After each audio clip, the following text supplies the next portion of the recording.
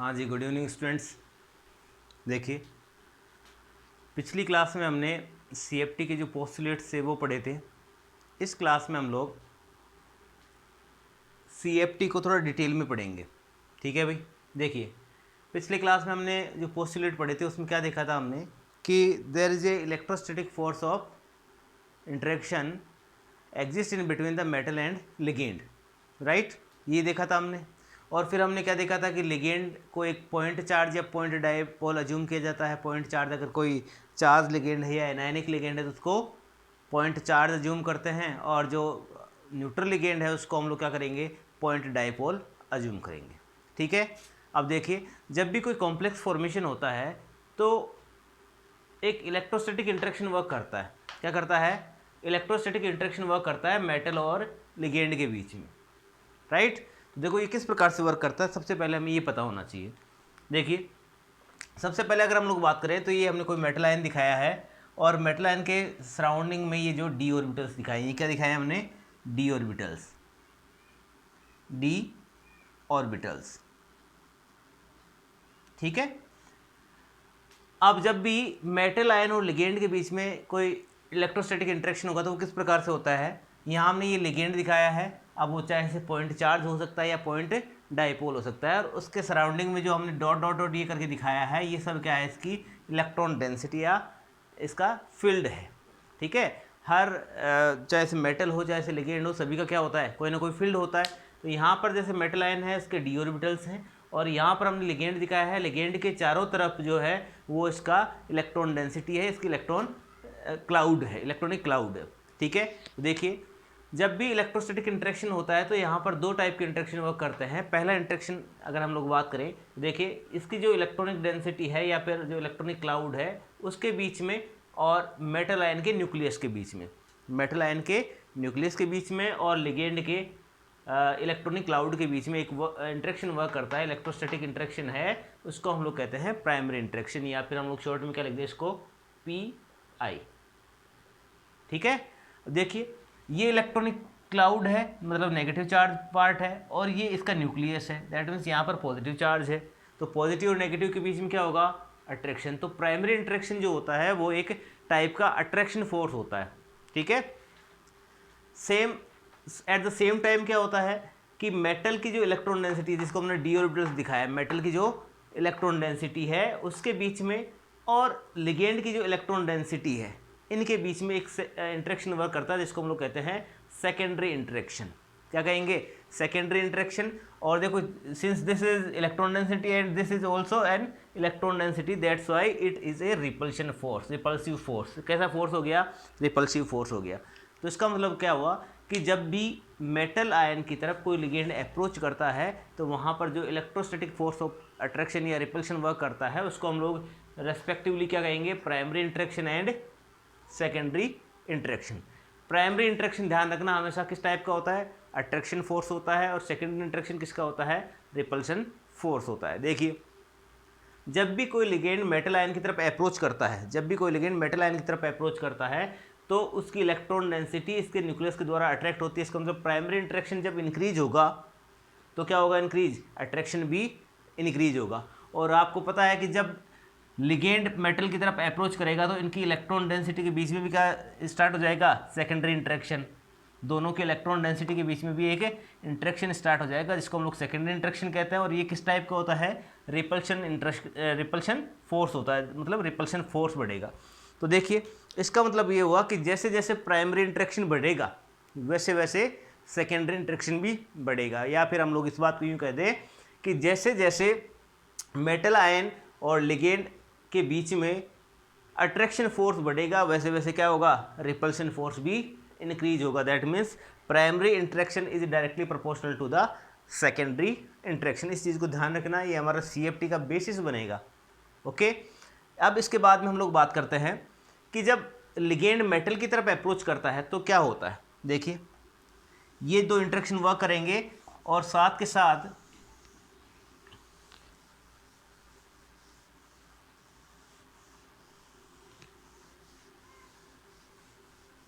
देखिए,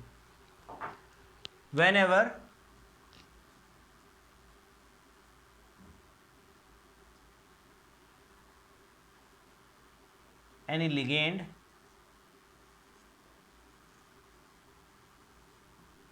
approaches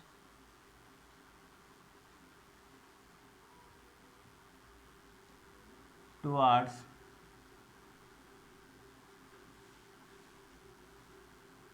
metal ion, then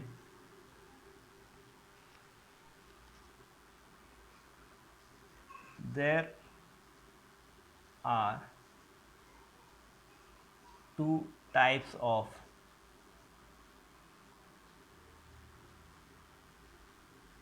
crystal field generate।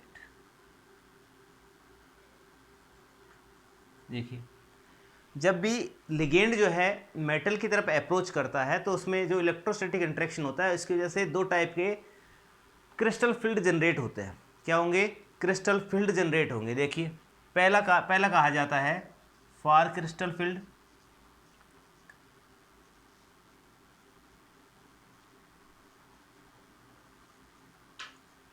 पहला कौन सा है? फार क्रिस्टल फील्ड। सेकंड कहा जाता है near crystal field, near crystal field.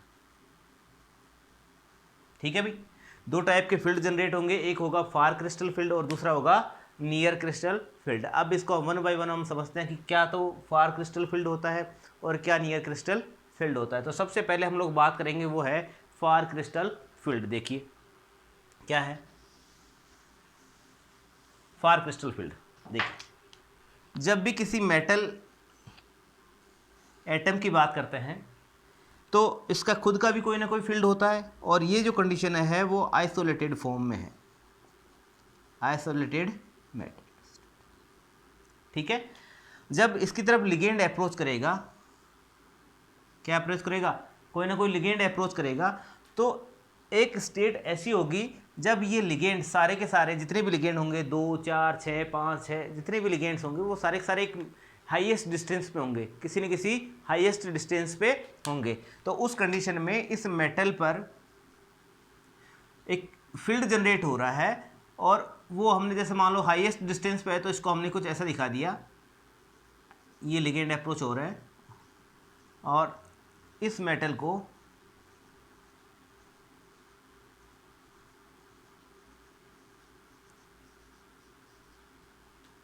देखिए, ये मेटल है, एक क्रिस्टल फील्ड जनरेट हो रहा है।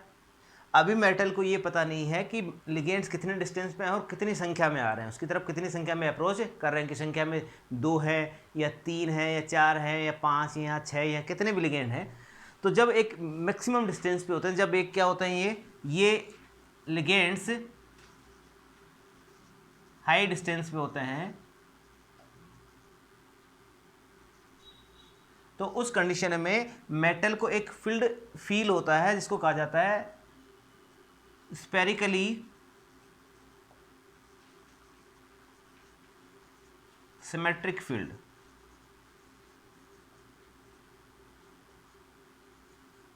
स्पेरिकली सिमेट्रिक फील्ड, इसकी वजह से क्या हुआ? देखो, इसको जब फील्ड फील हो रहा है तो उस कंडीशन में जो डी ऑर्बिटल थे, जो आइसोलेटेड डी ऑर्बिटल थे, उनमें और जो लिगेंड्स की इलेक्ट्रॉन डेंसिटी जो हमने सेकेंडरी इंटरेक्शन की बात करी थी उनमें एक रिपल्शन होता है, रिपल्शन की वजह से इन डी ऑर्बिटल्स की एनर्जी क्या हो जाती है? इंक्रीज हो जाती है। ठीक है, जो आइसोलेटेड फॉर्म में डी ऑर्बिटल थे उनकी एनर्जी से कुछ एनर्जी इंक्रीज हो जाती है। तो जब मेटल एटम की तरफ लिगेंड एक हाईएस्ट डिस्टेंस पे होते हैं तो उस फील्ड को कहा जाता है स्पेरिकली सिमेट्रिक फील्ड या फिर फार क्रिस्टल फील्ड। इस कंडीशन में मेटल एटम को ये ध्यान नहीं होता या फिर ये पता नहीं होता कि नंबर ऑफ लिगेंड्स कितने अप्रोच कर रहे हैं टुवर्ड द मेटल एटम, कि मेटल एटम की तरफ लिगेंड्स कितने अप्रोच कर रहे हैं, कि 2 अप्रोच कर रहे हैं या 3 अप्रोच कर रहे हैं, 4 अप्रोच कर रहे हैं, 5 कितनी संख्या में अप्रोच कर रहे हैं। लेकिन एक हाईएस्ट डिस्टेंस होने की वजह से इसको चारों तरफ से ये फील होता है कि एक कोई ना कोई इलेक्ट्रॉनिक क्लाउड आ रहा है या फिर लिगेंड अप्रोच कर रहा है। This is called far crystal field, क्योंकि बहुत ज़्यादा एक हाईएस्ट डिस्टेंस पे होता है तो इसलिए इसको नाम क्या दे दिया हमने? फार क्रिस्टल फील्ड। ठीक है, देखिए आगे, ये बात होगी फार क्रिस्टल फील्ड की। अब बात करते हैं नियर क्रिस्टल फील्ड की। सेकंड क्या है हमारा, नियर क्रिस्टल फील्ड। देखिए क्या है, सेकंड है हमारा नियर क्रिस्टल फील्ड। ठीक है, नियर क्रिस्टल फील्ड में इसको दूसरा कहा भी जाता है, it is basically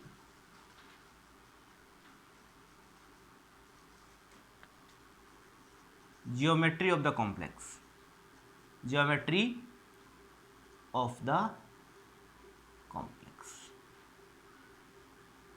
geometry of the complex. कैसे, देखिए, जब एक हाईएस्ट डिस्टेंस पर लिगेंड था तब मेटल एटम को क्या हो रहा था, एक स्पेरिकल फील्ड में क्रिस्टल फील्ड फील हो रहा था।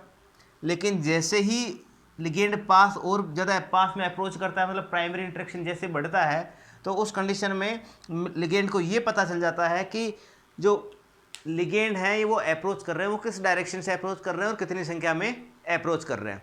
ठीक है, अब कितनी संख्या में अप्रोच कर रहे हैं, देखिए, अगर मान लो लिगेंड की संख्या क्या है, नंबर ऑफ लिगेंड कितना है, 2, नंबर ऑफ लिगेंड्स 2 है, तो मेटल एटम एक लीनियर शेप बनाता है, हम लोग पहले पढ़ चुके हैं। ठीक है, ज्योमेट्री कैसी होगी, लीनियर। अगर 3 है तो वही ट्राइगोनल, प्लेनर। ठीक है, 4 है तो टेट्राहाइड्रल या फिर स्क्वायर प्लेनर। 5 है तो टीबीपी ट्राइगोनल बाइपिरामिडल या फिर स्क्वायर पिरामिडल। ठीक है भाई, और 6 है तो वो ही क्या होगी, हमारी ऑक्टाहेड्रल। दैट मीन्स जैसे जैसे लिगेंड मेटल आयन के नज़दीक पहुंचते हैं वैसे वैसे मेटल आयन ये फील करता है या फिर ये पता लगाता है कि उसके पास में नंबर ऑफ लिगेंड्स कितने हैं, 2 हैं, 3 हैं, 4 हैं, 5 हैं या 6 हैं। और जितनी संख्या में लिगेंड होते हैं उसी लिगेंड की संख्या के आधार पर मेटल आयन या कॉम्प्लेक्स आयन है वो ज्योमेट्री डिसाइड करता है। ठीक है, और दूसरी बात देखिए, जो नियर क्रिस्टल फील्ड है, ये नियर क्रिस्टल फील्ड ही डिसाइड करेगा कि डी ऑर्बिटल्स की स्प्लिटिंग कैसे होती है, डी ऑर्बिटल्स की स्प्लिटिंग कैसी है।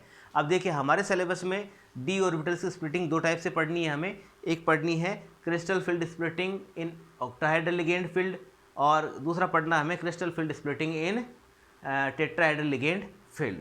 ठीक है, तो ये बात हो गई हमारी क्रिस्टल फील्ड स्प्लिटिंग से पहले नियर क्रिस्टल फील्ड क्या होता है और फार क्रिस्टल फील्ड क्या होता है। ठीक है भाई, देखिए आगे।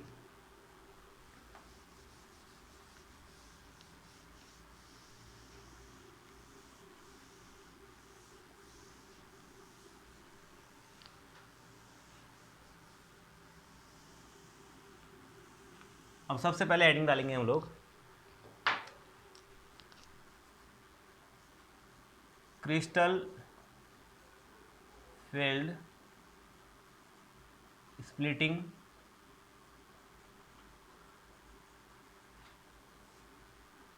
And octahedral ligand field.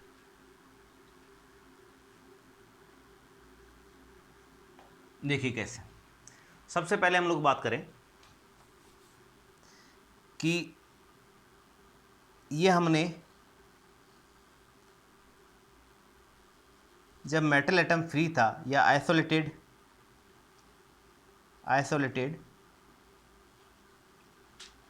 Metal atom, ठीक है भाई, ये आइसोलेटेड मेटल दिखा दिया हमने, क्लियर है।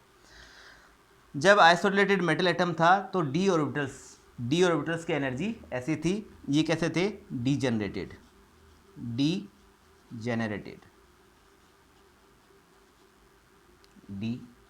ऑर्बिटल्स। ठीक है, लेकिन जैसे ही कोई लिगेंड या group of ligands metal atom की तरफ अप्रोच करते हैं तो सबसे पहले जो क्रिस्टल फील्ड जनरेट होता है वो होता है फार क्रिस्टल फील्ड, मतलब एक हाईएस्ट डिस्टेंस पर लिगेंड्स होंगे।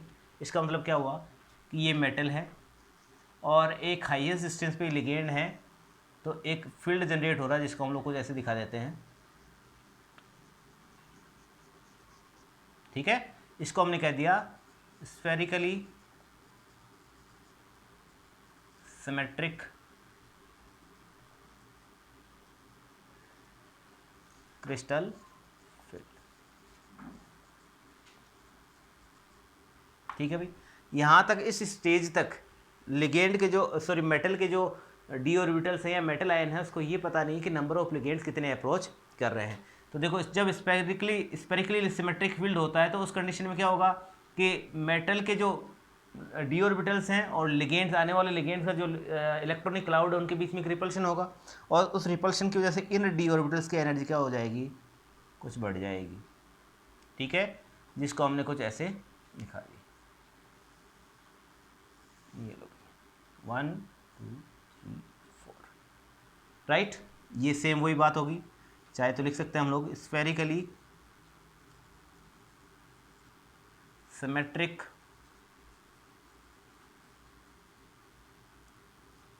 क्रिस्टल फील्ड, ठीक है। यहाँ तक की स्टेज ये हो गई। अब क्या होता है, हमें पता है कि जब भी ऑक्टाहेड्रल कॉम्प्लेक्स बनता है, ऑक्टाहेड्रल का मतलब कितने लिगेंड अप्रोच करेंगे, 6 लिगेंड अप्रोच करेंगे। अब देखो किस प्रकार से अप्रोच करते हैं मैंने पहले कहा था कि आपको ये याद रखना है कि डी ऑर्बिटल्स में जो 2 सेट हमने पढ़े थे, T2G सेट और EG सेट, उन सेट में ऑर्बिटल्स में जो लोब्स होती हैं उनकी डायरेक्शन क्या होती है, देखिए। तो हमने क्या देखा था कि एक तो ऐसा होता है जिसमें lobes in between the axis होती हैं, और दूसरा क्या देखा था हमने कि लोब्स अलोंग द एक्सिस होती है, राइट। तो देखिए जब ऑक्टाहेड्रल कॉम्प्लेक्स बनता है तो हमने क्या देखा है कि ये मेटल एटम है। अगर इसके 3 एक्सिस की बात करें तो 3 कौन से हो गए, अगर मैं इसको कह दूं ये x हो गया, ये y हो गया और ये z हो गया, ठीक है। इसको हमने कुछ नहीं किया है कि जैसे ये 3 एक्सिस मानते हैं हम लोग, ऐसे किया है ना, 3 एक्सिस है, ये x कह दिया हमने, इसको y कह दिया, ये z कह दिया। इसको थोड़ा सा इस प्रकार से अज्यूम किया है कि ये 3 हमें इस प्रकार से दिखे, इनके बीच का 90 डिग्री का एंगल ये हो जाए, क्लियर है। तो जब भी ऑक्टाहेड्रल कॉम्प्लेक्स बनता है तो वो कुछ इस प्रकार से बनता है, देखिए कैसे बनता है। ये मेटल एटम, एक लिगेंड यहाँ होगा, एक लिगेंड यहाँ होगा, एक लिगेंड यहाँ होगा, एक यहाँ होगा, एक यहाँ होगा और एक यहाँ होगा। तो देखिए अगर हम लोग इसकी बात करें, देखिए समझना इस चीज़ को, अगर इसको हम लोग एक्स एक्सिस कह दें तो ये क्या हो गया y, और ये क्या हो गया z, राइट। ये x है तो ये क्या हो गया -x, ये y है तो ये क्या हो गया -y, और ये z है तो ये क्या हो गया -z, क्लियर है ना। अब जब इस कंडीशन में हम देखते हैं तो हमें यूं ही लगता है ना कि ये मेटल एटम है और इसके वो डी ऑर्बिटल जो अलोंग द एक्सिस थे, कैसे थे, अलोंग द एक्सिस, इस प्रकार से। देखिए भाई, ठीक है, इसको कुछ इस प्रकार से समझना आप कि जैसे हम लोग बात करें,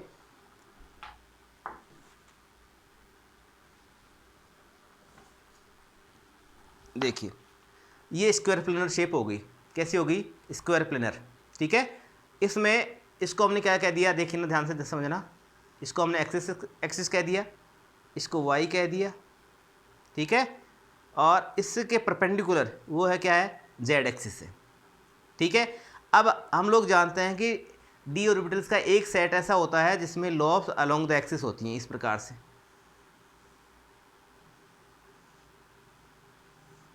और उस सेट को हम लोग कहते हैं ईजी सेट। क्या कहते हैं हम लोग, ईजी सेट। तो इसमें देखो एक तो लिगेंड अप्रोच कहाँ से कर रहा है, एक्स एक्सिस से, एक y से और एक z से। तो वो ऑर्बिटल्स जिनकी लोब्स अलोंग द एक्सिस होती हैं उनमें रिपल्शन ज़्यादा होता है, और वो ऑर्बिटल्स जिनकी lobes in between the axis होती हैं उनमें रिपल्शन कम होता है। तो जिनमें रिपल्शन ज़्यादा होगा उनकी एनर्जी क्या हो जाएगी, इंक्रीज हो जाएगी, और जिनमें रिपल्शन कम हो रहा है या फिर मैं कह दूँ अट्रैक्शन ज़्यादा हो रहा है, उनकी एनर्जी इन डी ऑर्बिटल की एनर्जी से कुछ कम हो जाएगी। और उसको हम लोग कुछ इस प्रकार से रिप्रेजेंट कर सकते हैं। देखिए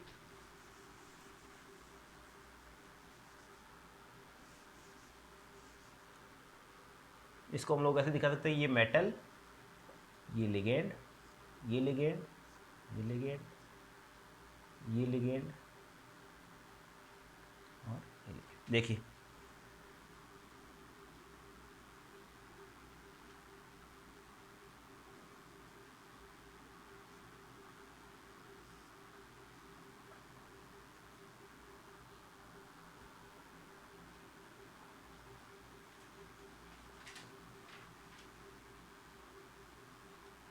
क्लियर है।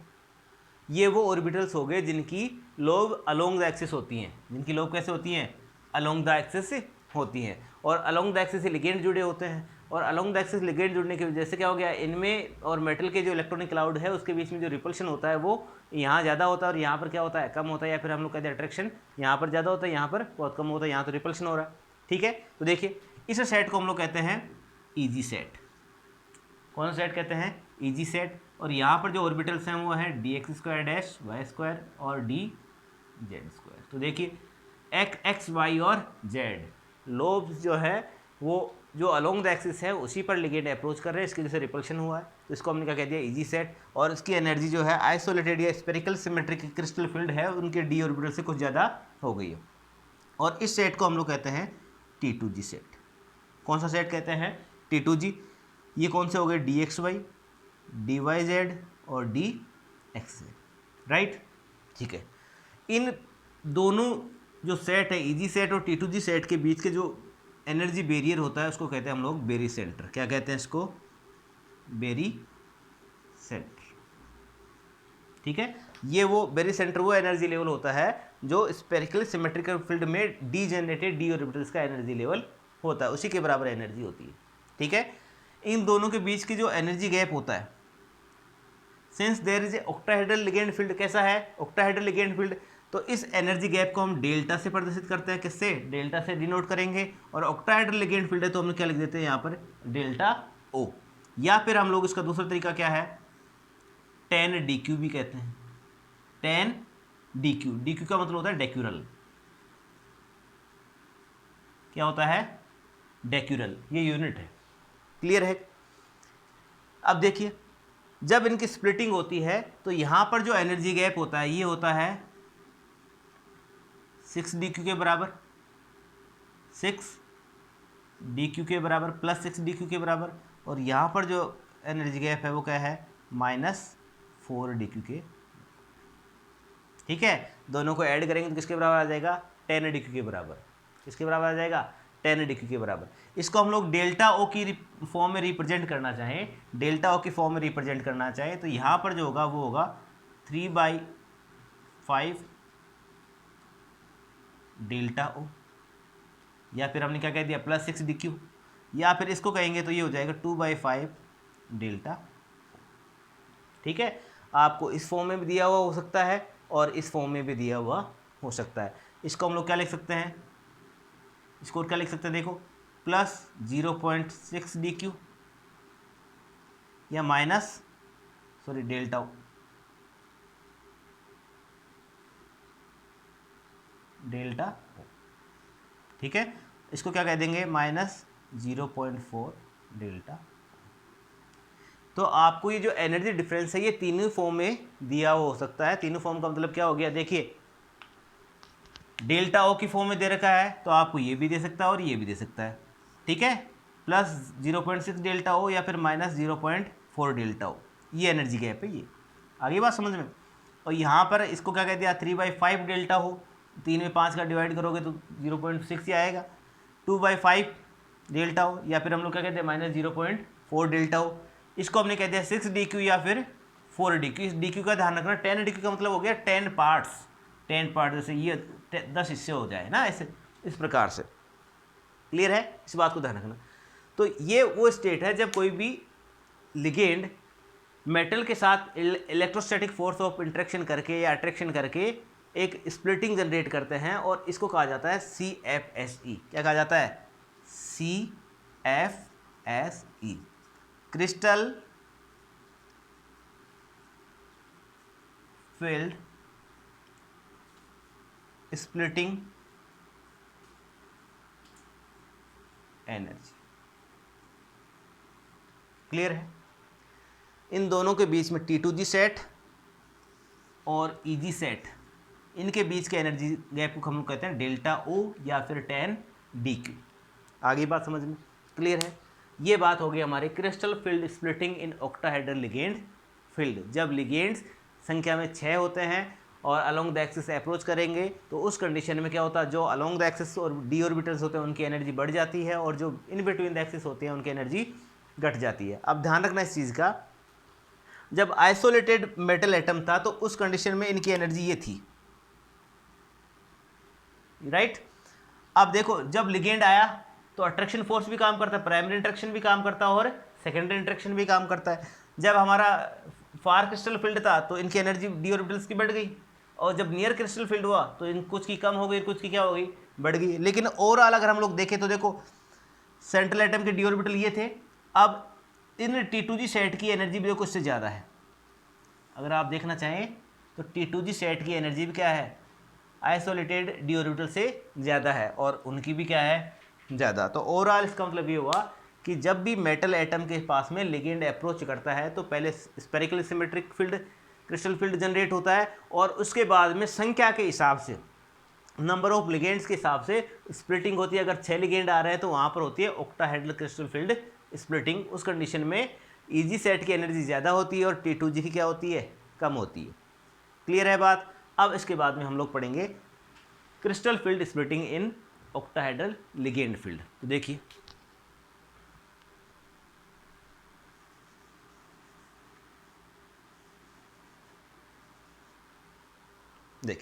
इसी में थोड़ा करेक्शन कर लेते हैं हम लोग।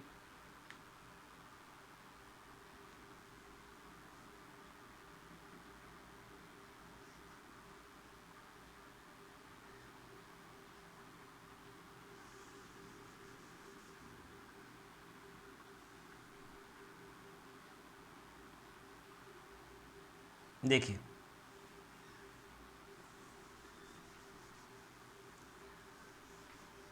सबसे पहले जब टेट्राहेड्रल लिगेंड फील्ड जनरेट होता है, या फिर हम लोग कहते हैं कि जब कॉम्प्लेक्स टेट्राहेड्रल शेप बनता है, तो उस कंडीशन में क्या होगा, बिल्कुल पहले की तरह मेटल एटम आइसोलेटेड फॉर्म में होगा, तो उसके लिगेंड्स, उसके जो डी ऑर्बिटल्स हैं उनकी एनर्जी सेम होगी, तो डीजनरेटेड डी ऑर्बिटल्स हो गए, राइट।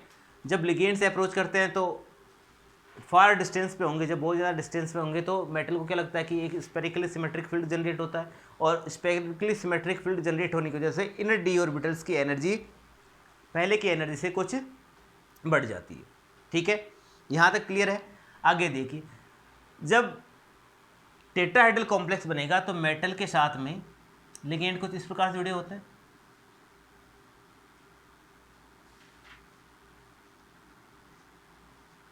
और हम लोग देखते हैं कि मेटल और लिगेंड के बीच में जब टेट्राहेड्रल कॉम्प्लेक्स बनता है तो एंगल कितना होता है, 109.28 मिनट, 109 डिग्री 28 मिनट होता है।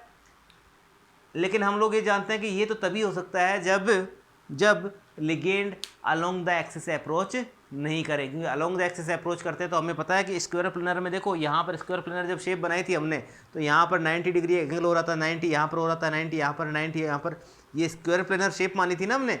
ये स्क्वायर प्लेनर हो गया, एक लिगेंड ऊपर हो गया और एक लिगेंड कहाँ हो गया, नीचे हो गया। क्लियर है?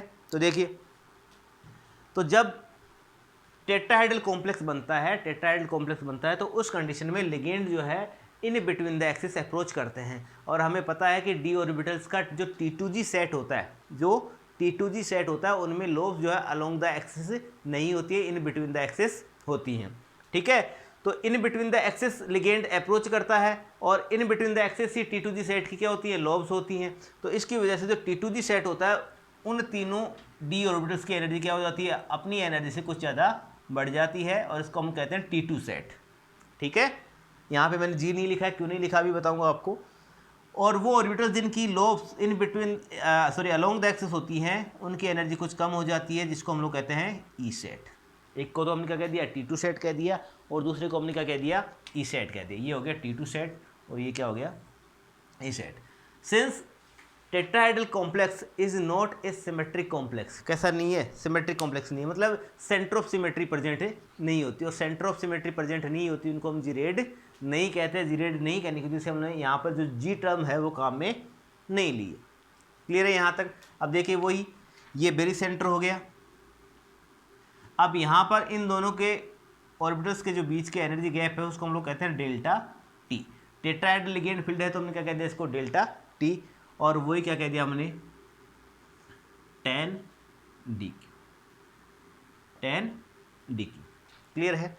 अब ध्यान रखना, जब सॉरी यहां पर आप लोग कर लेना tetrahedral ligand field, tetrahedral ligand field, ठीक है।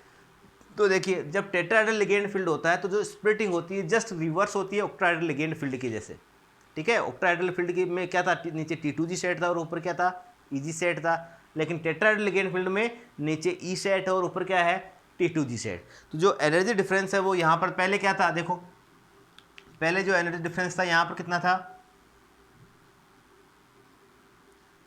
+6 dq था यहाँ पर कितना हो गया? -6 dq, ठीक है। और यहाँ पर कितना हो गया? +4 dq। वही रिप्रेजेंट करने के अलग अलग तरीके देखिए कैसे। इसको हम लोग और क्या कह सकते हैं? इसको हम लोग कह सकते हैं 2/5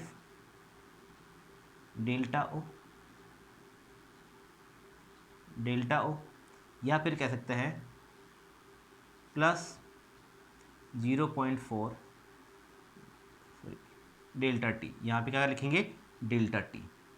इसको क्या कहेंगे? -6 dq, या फिर 3/5 डेल्टा टी, या फिर -0.6 डेल्टा टी। ये यहाँ पर भी यहाँ प्लस आएगा और यहाँ पर भी क्या है? माइनस। ये सिर्फ साइन का है कि यहाँ पर एनर्जी, यहाँ पर क्या हो रही है? एनर्जी रिलीज हो रही है एक जगह और एक जगह क्या हो रही है? एनर्जी एब्जॉर्ब हो रही है। तो ये हो गई हमारे स्प्लिटिंग इन टेट्राहेड्रल लिगेंड फील्ड, ठीक है। एक ही तरह से स्प्लिटिंग होती है। ऑक्टाहेड्रल लिगेंड फील्ड में क्या होता है? Ligands along the axis approach करते हैं, जिसकी वजह से जो अलोंग द एक्सिस लोब्स होती है या और डी ऑर्बिटल्स होते हैं उनकी एनर्जी बढ़ जाती है, इसलिए ऊपर आ जाता है EG सेट और नीचे क्या आता है? T2G सेट, ठीक है। ऑक्टाहेड्रल लिगेंड फील्ड या ऑक्टाहेड्रल कॉम्प्लेक्स है वो जीरेड होते हैं, सेंटर ऑफ सिमेट्री प्रेजेंट होती है, इसलिए उनमें जी वर्ड काम में लेते हैं, जी टर्म काम में लेते हैं। लेकिन यहाँ पर जब टेट्राहेड्रल फील्ड की बात करते हैं तो वहाँ पर हम लोग जी टर्म काम में नहीं लेते, ठीक है भाई। और जब टेट्राहेड्रल लिगेंड फील्ड आता है या टेट्राहेड्रल कॉम्प्लेक्स बनता है तो उस कंडीशन में लिगेंड की जो अप्रोचमेंट होती है वो अलोंग द एक्सिस ना होकर इन बिटवीन द एक्सिस होती है, और इन बिटवीन द एक्सिस होने की वजह से जो सेट जिनमें lobe in between the axis होती है उनकी एनर्जी रिपल्शन की वजह से बढ़ जाती है, और जिनकी लॉब्स अलोंग द एक्सिस होती हैं उनकी एनर्जी कुछ कम हो जाती है। लेकिन ओवरऑल ये ध्यान रखना कि जो आइसोलेटेड फॉर्म में डी ऑर्बिटल्स हैं उनसे इन डी ऑर्बिटल्स की एनर्जी क्या होती है? हमेशा दोनों की ही ज़्यादा होती है, क्योंकि हम लोग जानते हैं कि प्राइमरी इंटरेक्शन और सेकेंडरी इंटरेक्शन वर्क करते हैं। प्राइमरी इंटरेक्शन जितना बढ़ता है सेकेंडरी इंटरेक्शन भी उतना ही बढ़ता है, ठीक है।